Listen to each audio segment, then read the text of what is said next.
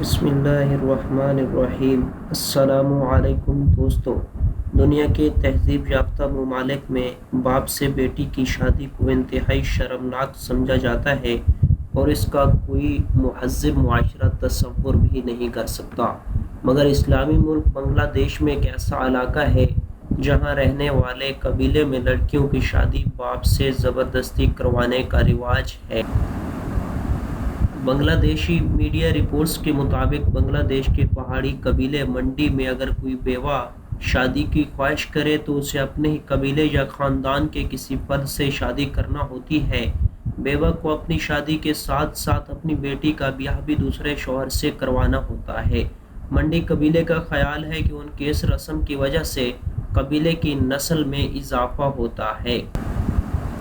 کیونکہ لڑکی سے اس کی نسل پروان چڑھتی ہے، اس کے ساتھ ساتھ اس کے خاندان کی دولت بھی محفوظ ہو جاتی ہے، کیونکہ اگر بیوہ کا انتقال ہو جاتا ہے تو اس کے بعد اس کی ساری جائیداد کی وارث اس کی بیٹی بن جاتی ہے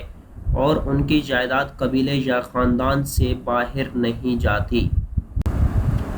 ایک بنگلہ دیشی میگزین نے اس قبیلے کی ایک ایسی ہی لڑکی کا انٹرویو کیا ہے جس کی شادی اس کی ماں کی دوسری شادی کے موقع پر اس کے سوتیلے باپ کے ساتھ کر دی تھی اور اس وقت اس کی عمر 3 سال تھی، اور لار دبوت اس وقت 30 سال کی تھی،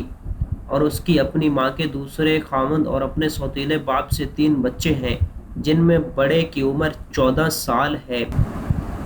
جبکہ ایک بیٹی 7 سال کی، جبکہ سب سے چھوٹی لڑکی کی عمر 19 ماہ ہے۔ اورلا اور اس کی ماں متامونی کی محض چند ایکڑ زمین ہے جس پر وہ اناناس اور کیلوں کی فصل تیار کر کے اپنی گزر بسر کرتی ہیں۔ اورلا کے مطابق جب اسے بلوغت پر اپنے سوتیلے باپ کی بیوی ہونے کا انکشاف ہوا تو اس کا دل چاہ رہا تھا کہ وہ یہاں سے بھاگ جائے۔ نوتن کو اپنی ماں کے ساتھ دیکھ کر وہ خوش ہوتی تھی